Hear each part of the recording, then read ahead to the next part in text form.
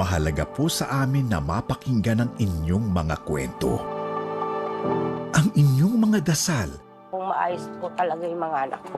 at ang inyong mga alalahanin. Ma-face out on G, buhay po namin. Ang maipagmalaki ang inyong mga tagumpay Sa ngalan ng buong ABS-CBN News, congratulations! at tulungan po kayo sa oras ng pangangailangan. Narinig po ninyo yung panawagan ko po. Sa ating pagtutulungan, naihahatid natin sa maraming paraan ang inyong mga kwento ng lungkot at ligaya. At sa pagbabahagi natin ng inyong istorya, nakakahanap po tayo ng linaw at pag-asa. Ganun ko sila, anong pangarap mo?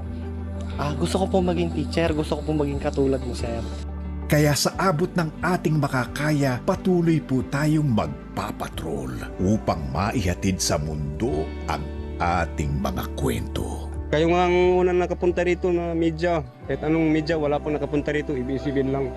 ABS-CBN News. In the service of the Filipino.